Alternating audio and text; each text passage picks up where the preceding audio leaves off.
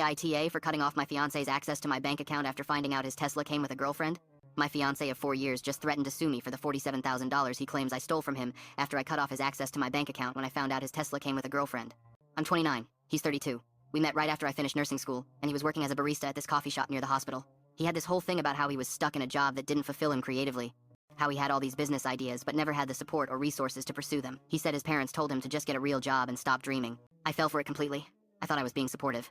6 months into dating, I picked up extra shifts. Then I started working doubles 3 or 4 times a week. I'm a nurse in the ICU, so the pay is decent, but those hours destroy you. I'd come home at 2 a.m. and he'd be on the couch with his laptop, researching business opportunities. I'd fall into bed and wake up to go do it again.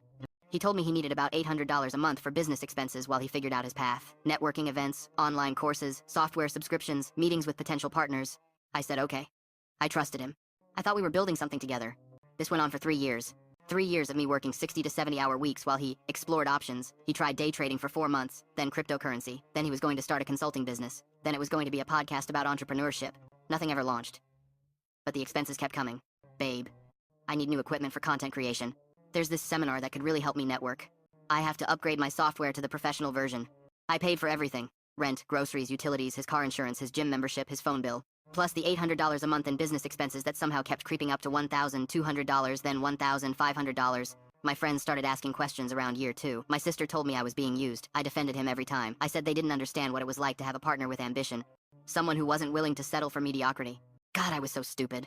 4 months ago, he told me he was finally ready to launch something real. He needed a bigger investment, though. $15,000 for LLC formation, website development, initial inventory for a product he wanted to sell. He showed me spreadsheets. Projected profits. A whole business plan. I had been saving for our wedding. We'd been engaged for a year, and I had about $22,000 put away. I gave him the $15,000. 2 weeks later, he drove home in a Tesla Model 3. I was standing in the driveway when he pulled up. And my first thought was that it was beautiful. My second thought was how the hell did he afford it? He got out grinning, and I asked him what was happening. I got a great lease deal, he said. Don't worry, it's only $900 a month. I asked him how he was planning to pay $900 a month when he didn't have income.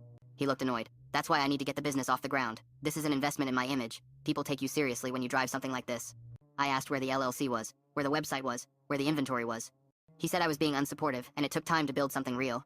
We fought for 2 hours. I didn't speak to him for 3 days, but then he apologized and said he'd show me the business plan was real, and I wanted to believe him so badly that I just let it go.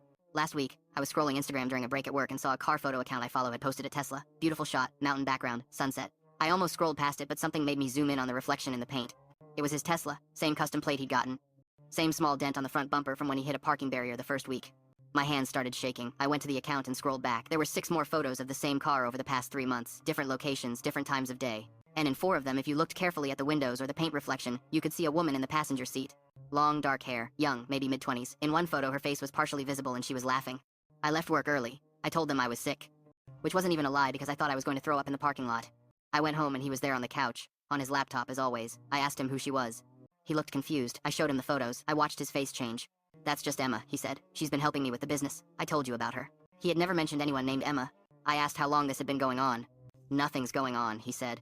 Jesus, you're being paranoid. She's a business consultant I met at one of those networking events. She's been advising me.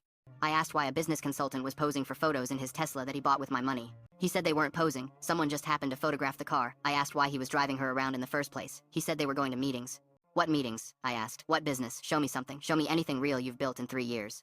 He got angry then, told me I was being controlling and that this was exactly why he couldn't succeed. Because I was constantly questioning him and putting pressure on him instead of just trusting the process. I logged into our joint bank account on my phone right there. I showed him the spreadsheet I'd been keeping. Every deposit I'd made, every expense of his I'd covered, every dollar of business investment I'd given him. $47,000 over 3 years, not counting the wedding money. I want to see the LLC paperwork, I said. I want to see the website. I want to see receipts for the $15,000 in business expenses from 4 months ago, right now. He said he didn't have to prove anything to me. I removed him from my bank account while standing there, changed my passwords, canceled the credit card I'd given him for emergencies. He started yelling, said I was ruining everything, that he was so close to making it work. I asked again who Emma was. Fine, he said. We've been seeing each other. She actually believes in me. I asked how long. 8 months. 8 months. I'd been working doubles for 8 months while he drove around in a Tesla with another woman.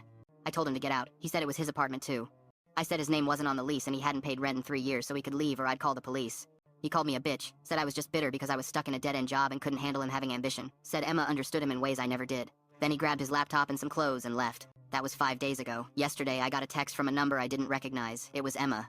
He told me you kicked him out over nothing. He's staying with me now, but he doesn't have access to any money because you froze him out. He needs his business funds returned. I didn't respond. An hour later she sent another message. He says you owe him $47,000 for emotional damages and financial abuse. He's going to take you to court if you don't give it back. I blocked the number. This morning, my future mother-in-law called. She'd talked to her son. She said I was being cruel and vindictive, that I should be ashamed of myself for abandoning him when he needed support the most. She said Emma was a lovely girl who actually appreciated him. I hung up on her. My sister came over tonight with wine. She didn't say I told you so, but I know she wanted to. We looked up Emma on social media. She's 24, works at a yoga studio. Her Instagram is full of photos of her and my ex, going back 7 months, beach trips, fancy restaurants. A weekend in Vegas. All paid for with my money while I was pulling double shifts. My sister asked what I was going to do. I said I didn't know. She said I should go after him legally for the money. I said I just wanted him gone and to move on with my life. But now I keep thinking about the Tesla, about him threatening to sue me, about his mother saying I'm cruel, about 3 years of 70-hour weeks while he sat on the couch and planned his future with someone else. My coworkers say I should let it go, that it's not worth the energy. But I gave him 3 years and $47,000 and he spent it on another woman. Was I wrong to cut him off like that? Should I have handled it differently?